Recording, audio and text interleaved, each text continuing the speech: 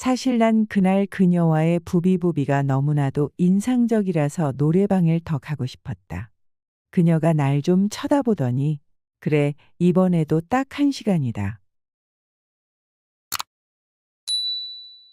나는 대학 2학년 1학기를 마치고 군대에 다녀왔다. 빌어먹을 우리 집 경제 사정은 여전히 좋지 못해 복학도 하지 못하고 알바를 전전하다. 내친 김에 철밥통 공무원을 꿈꾸며 공무원 학원에 다니고 있었다. 주말 일찍부터 도서관에서 열공하다가 점심 먹고 잠깐 귀에 이어폰 꽂고 도서관 앞마당에서 음악을 듣고 있는데 어떤 아주머니가 다가왔다. 난 또 도서관마다 다니면서 주 예수를 믿으면 내 집이 로또 맞는다 뭐 이런 종류의 아주머니인가 했다. 그런데 얼핏 보니 생각보다 젊었다. 많아봐야 30대 중반쯤? 한눈에 봐도 큰 눈망울에 눈에 띄는 아줌마였습니다. 그리고 또 하나 인상적인 것은 배우이자 미스코리아 출신의 한성주님을 닮은 듯한 서구적인 왔고 도서관 다른 벤치 옆에 학생들에게도 명함 같은 것을 나눠주더니 나한테까지 다가와 건네는 명함을 보니 보험사 설계사. 전 학생이라서 보험 들 돈도 없어요. 학생은 뭐 다치거나 병에 안 걸리나요? 어머니께 한번 말씀드려 보세요. 그러더니 사탕꾸러미랑 뭐 적성검사 테스트 같은 심심풀이로 보는 일글거리를 던져주고 가더라고요. 요즘 경제가 어렵다 보니 젊은 아주머니도 보험 영업 많이 하나 보네. 이렇게 생각했다. 그렇다고 도서관 학생들에게까지 보험 아주머니가 명함 돌리는 모습을 보니 생각이 없는 건지 좀 안 돼 보인다는 생각마저 살짝 들었다. 아마 도서관 인근에 시장도 있고 자잘한 가게가 많으니 그쪽을 공략하다가 혹시나 하는 심정으로 낚으려고 들렀구나 추정했다. 담부터는 안 보였는데 어느 날 일요일 저녁 보니까 이 아줌마가 열람실에서 공부를 하고 있는 거다. 보험 아줌마가 영업은 안 하고 왜 공부를 하는 거지? 그것도 이렇게 늦은 시간에 일요일 저녁에 와서 뭐 정리하고 가는 것 같더라고요. 이때까지는 서로 아는 체를 안 했다. 그리고 며칠이 지났다. 점심시간에 나와 도서관 옆 시장통 분식집에서 칼국수를 혼자 먹으러 갔다. 건너편 테이블에서 나랑 마주보면서 혼자 수제비를 먹는 여자가 있었다. 근데 어딘가 낯이 익었어. 아, 그 아줌마. 아줌마도 나를 기억하는지 살짝 웃었다. 아줌마가 먼저 아는 척했다. 아, 그 학생이네. 공부하다가 나왔나 봐요. 네. 난 얼른 먹고 피하려고 했다. 지긋지긋한 보험 아줌마들의 영업근성을 다 아는 거 아닌가. 그런데 이 아주머니가 일부러 내가 다 먹을 때까지 기다린 것 같다. 그러더니 새로 나온 좋은 게 있다면서 학생들 용돈으로도 가입할 수 있다면서 뭐 무배당 어쩌고 이런 카탈로그 내 앞으로 내밀며 보여줬다. 순간 무지막지하게 짜증이 났다. 내가 있어 보이는 스타일도 아닌데 이 아줌마가 왜 그런가 했더니 생각해보니 내 시계가 좀 좋은 거라서 그랬던 것 같다. 그래서 부잣집 아들인 줄 알았나 보다. 아줌마가 자꾸 그걸 들여다보는 것 같았다. 학생, 전에 명함 준 거 있지요? 네. 꼭 보험 안 들어도 좋으니 재무상담 궁금한 거 있으면 전화해서 물어봐도 돼요. 나 이래봬도 경영학과 나왔어요. 지방대지만. 네. 그리고 나서 내 전화번호를 따갔다. 휴학하고 홀로 지내며 공무원 공부하는 나나 혼자서 수제비 먹는 그 보험녀나 둘 다 안쓰럽고 짠하긴 마찬가지란 생각이 들었다. 그때 나도 제대한 지 얼마 되지도 않았고 고시원에서 생활, 편의점에서 야간 알바를 해가며 지내고 있었기에 한창 나이에 나도 많이 외로웠다. 특히나 여친도 없었다. 그런데 이 아줌마 진짜 일요일 저녁마다 도서관에 나타났고 내 눈에 자꾸 띄는 것이다. 집이 근처라고 했다. 그녀를 보면 왠지 없던 기운이 생기고 설레이기까지 했다. 이후 징그럽게 날 아는 척했다. 내가 마음이 착해서 그런지 그냥 한번 싸구려 보험은 들어주고 싶다는 생각도 잠시 들었다. 그래서 엄마한테 친구 누나가 보험 영업하는데 꼭 좀 들어줘야 한다고 징징거렸다. 며칠 조르니까 착한 엄마가 정 그러면 상해보험이라도 하나 들라고 허락해 주었다. 그런데 갑자기 물어보셨습니다. 근데 그 친구가 누군데? 전 얼떨결에 창식이라고 대답했다. 대학교 친구라 엄마는 몰라요. 어느 날 한 2주 정도 일요일에 그녀가 안 보이길래 도서관에서 공부도 안 되고 심심해서 문자를 날려봤다. 보험 관심 있음.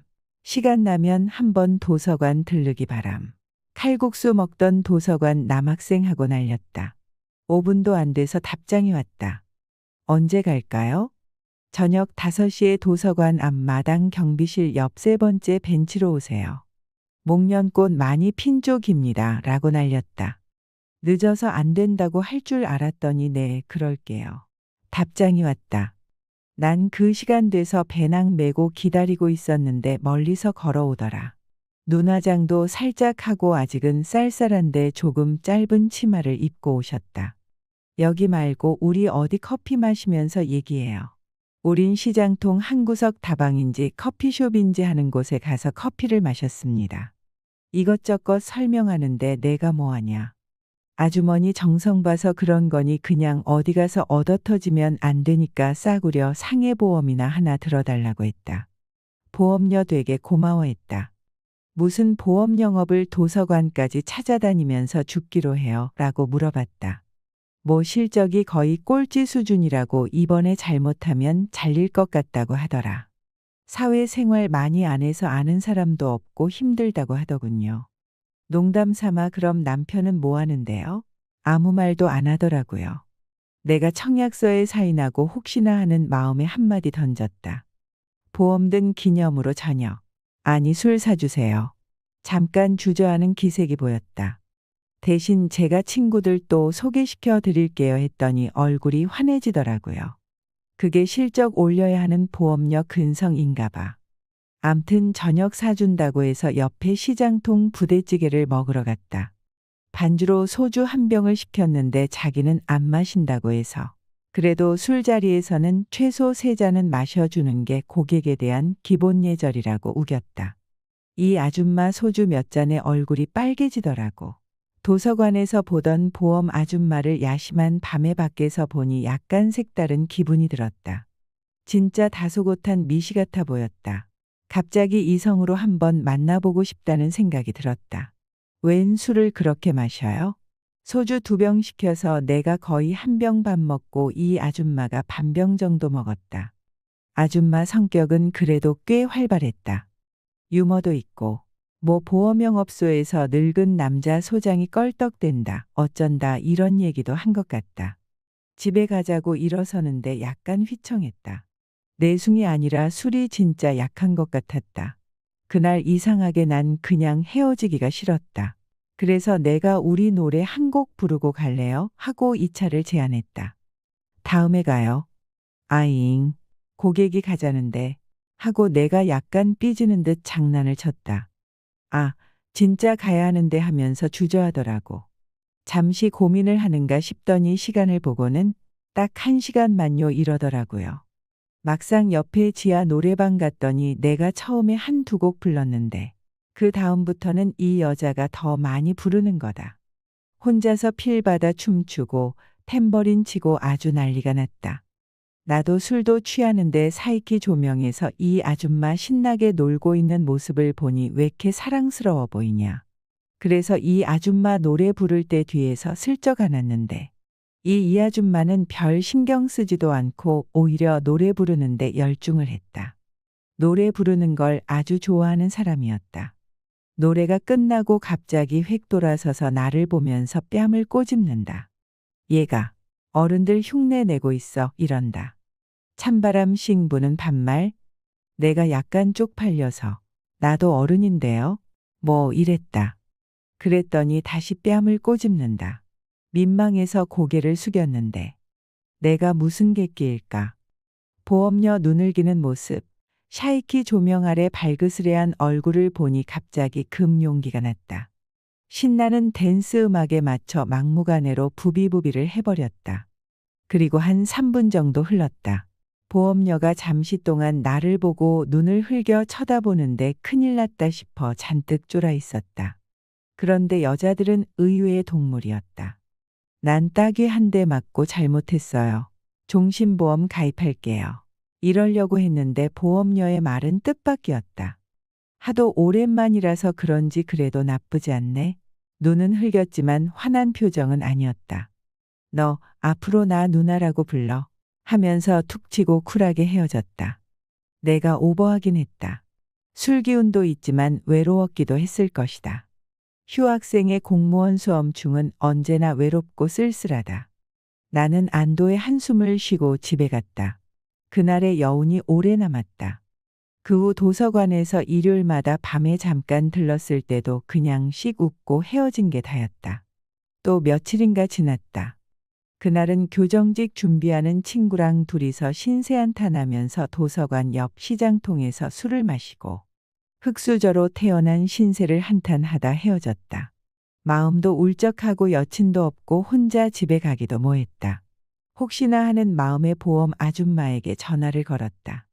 왜냐면 그냥 느낌이 남편이 없는 여자거나 이혼녀 아닐까 생각이 물씬 들었기 때문이다. 여보세요. 상냥한 목소리로 그녀가 전화를 받았다. 저기, 정태 총각까지 말하고는 곧장 전화를 끊어버렸다. 내 자신이 너무 초라해서였다. 그런데 그날 놀라운 일이 벌어졌다. 약 20분 후 그녀가 나에게 문자가 왔다. 나 회식 중인데 너 내 남편인 척하고 10분 있다 나한테 전화 걸어봐. 이러는 거다. 대충 짐작이 갔다. 회식 자리에서 빠져나오고 싶은데 분위기상 못 빠져나오거나 뭐 그런 게 아닐까 싶었다. 그런 차에 내가 전화를 한 거다. 10분 뒤 내가 다시 전화해서 장난기 있게 당신 지금 몇 시야? 그렇게 하려면 때려치워. 옆 사람 들으라는 듯 우렁찬 목소리를 냈다. 옆에 남자들 여자들 목소리도 들리고 시끌벅적했다. 아, 미안해요. 지금 갈게요. 쩔쩔매는 척 하더라고. 그리고 좀 취한 것 같았고요. 그리고 곧장 그녀에게 문자를 남겼다. 혹시 만날 수 있음 도서관 앞으로 와요. 내가 슬슬 도서관 앞마당 벤치에서 혹시나 하고 기다리고 있는데 모세의 기적이 일어났다. 보험녀가 진짜로 왔다. 대학생처럼 청자켓 입고 또각또각 하이힐 소리가 점점 크게 들려왔다. 많이 취해 보였다. 자기네 영업소 회식인데 자꾸 못 가게 했다고 한다. 그러면서 나보고 고맙다고 했다. 그리고 집에 가야 한단다. 이대로 가면 곤란하죠. 그래서 온 김에 나랑 한 잔 더 해요 했더니 안 된다더라. 그럼 기분 전환이라도 하게 노래방이라도 가요. 사실 난 그날 그녀와의 부비부비가 너무나도 인상적이라서 노래방을 더 가고 싶었다. 그녀가 날 좀 쳐다보더니 그래 이번에도 딱 1시간이다. 우린 또 그 노래방에 갔는데. 그런데 그날과 달리 이 아줌마는 상태가 꽐라 직전이었던 거다. 사는 게 참 힘들다. 이 말을 몇 번이나 중얼거리면서 노래방에서 캔맥주까지 마셨다. 그날도 그녀랑 브루스 추며 노래 부르다가 부비부비를 하고 횡설수설하다가 노래방을 나왔다. 뭔가 아쉬웠다. 화장실에서 볼일 보고 물을 안 내리고 나온 기분이랄까. 남자라면 누구나 그럴 것이다. 시간도 늦었고 내가 보험녀에게 어디 공원 가서 캔 맥주라도 한 잔 더 먹자고 졸랐다. 보험녀 목소리가 많이 꼬였다. 그러면서 또 안 된다고 하더라. 그래서 내가 이 시간에 어디 갈 데도 없고 돈도 아까우니 누님 집에서 맥주나 한 잔 더 하죠. 안 돼. 난 설계사고 넌 고객이잖아. 내 예감이 맞았다. 난 보험녀가 어딘가 정상적인 남편이 있는 가정이라고는 생각 안 했다. 그거 혹시 난 선생이고 넌 학생이야. 그 대사 아닌가요? 했더니 그녀가 깔깔깔거리며 한참을 웃더라. 그리고는 그럼 우리 집 가서 딱 1시간만 있다 가는 거다. 그녀가 걸어가는데 휘청휘청 하길래 옆에서 자연스레 부축을 하게 되었다. 계속해서 만족스러운 상황이 연출이 되었다. 도서관에서 집까지 걸어가는데 5분도 안 걸렸는 것 같은데 긴장이 되어 그런지 침을 몇 번을 삼켰는지 모른다. 어느 컴컴한 골목길 주택 대문으로 들어갔다. 방 한 칸에 작은 거실이 있었다. 집은 좁은데 비교적 깨끗했다. 그리고 혼자 산다고 했다. 가족에 대해선 더 묻지는 않았다. 요즘 사연 있는 여자들이 뭐 어디 한두 명인가. 날 집까지 데리고 갔으니 이 아줌마도 약간은 정신줄을 놓고 싶은 것 같았다. 그리고는 자기 팔자가 참 기구하다고 했다. 5살 난 딸이 본가에 있는데 보고 싶다며 눈물을 글썽이기도 했다. 그러더니 갑자기 너 안 가니? 갑자기요? 아직 1시간 안 지났는데. 그리고 시간도 늦고 택시비도 없고 저 그냥 여기서 자고 내일 새벽에 가면 안 돼요? 안 돼 이러는 거다. 아, 진짜요. 저 많이 취해서 걷지도 못해요. 가다가 어디 전봇대 끌어안고 자다가 입이라도 돌아가면 책임질 거예요. 안 가겠다고 박박 우겼다. 설마 제가 남자로 보이는 건 아니죠? 난 바닥에 벌렁 누웠다. 그 모습에 보험녀가 잠깐 웃더니 너 정 그러면 저 밑에서 자. 저 밑이라고 함은 부엌 싱크대 밑에 차가운 바닥이었다. 너 내일에 뜨면 바로 가야 한다. 난 술도 취하고 피곤해서 알았다고 하고 베개 하나 얻어서 진짜 부엌마루에 엎어졌다. 그리고 한참 자는데 보험녀가 내 뺨을 톡톡 쳤다. 여기 추우니깐 방에 들어와서 방바닥에서 자. 대신 딴짓하면 안 돼. 그리고 해 뜨고 차 있으면 바로 나가 이러는 거다. 내가 술 취해서 부엌 바닥에서 자니까 좀 미안하고 안쓰럽긴 했나 보다. 고마워요 누나. 잠결에 일어나 침대 옆바닥에 누웠다. 너 코 골지 마. 네. 그때부터 잠이 안 왔다. 그래서 난 슬그머니 그녀 옆으로 갔다. 그녀는 자다가 내가 올라온 걸 아는지 잠깐 인기척을 냈는데 별말은 없었다. 그러더니 갑자기 너 손대지 마 이러는 거다. 순간 자존심이 상했다. 난 알았다고 하면서 그냥 코 골고 잠들었다. 2시간 정도 잤나? 잠자리가 바뀌니까 엄청 불편했던 것 같았다. 눈이 번쩍 떴다. 벽에 시계를 보니 새벽 4시 좀 안 된 것 같다. 그런데 옆을 보니 놀라운 일이 벌어졌다. 내가 이 아줌마 내 팔베개 하고 있고 이 아줌마도 날 꼭 끌어안고 있었던 거야. 마치 내가 자기 남편인 양. 이럴 수가. 나이 차는 나지만 음양의 오묘한 조화인 걸까. 어쩔 수 없이 서로 끌리는 거다. 이후부터는 그녀가 먼저 은근히 바라는 눈치였다. 가만 보니까 아줌마도 외로웠고 워낙 나이차도 많이 나고 총각이었으니 서로 뒤끝 없이 만날 수 있겠다는 생각을 했던 것 같다. 이후 난 7급 공무원에 떨어졌고 내 친구는 교정직으로 붙었다. 안녕하세요. 저는 20대 후반의 평범한 남자입니다. 저에게는 3년 만난 여성분이 한 명 있어요. 저보다 13살이 많고 42살에 혼자 살고 보험 일을 하는 분이시지요. 저희 집 경제 사정이 많이 어려웠어요. 어머니께서 무리하게 집을 구입하시고 빚을 많이 지셨는데 갑자기 금리가 오르고 집값은 폭락으로 이어지자 집에서 보내주는 지원도 어느 순간 거의 끊기다시피 해졌고 각자 도생해야 할 처지가 된 거죠. 그래서 공무원 준비하던 것도 때려치우고 어디 공장이라도 들어가야 하는 상황이었는데 그녀가 먼저 2년 넘게 공부한 게 아깝지도 않느냐며 자기 집에 들어와 살라는 겁니다. 다른 건 몰라도 숙식은 무료로 제공해 줄 테니 1년만 더 해보라는 거였죠.